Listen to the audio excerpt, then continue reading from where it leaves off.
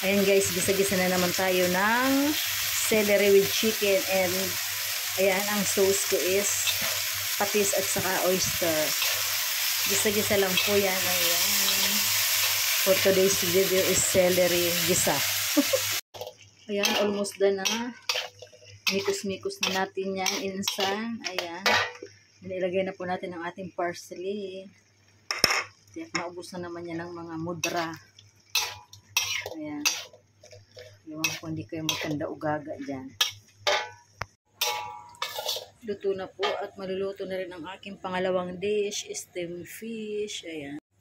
Ayan guys, luto na yung aking dish number 1, celery with marinated sliced chicken at parsley. Ang sauce ko is chicken sauce at saka light soy sauce and oyster sauce. At steamed fish, my second dish. Ayan.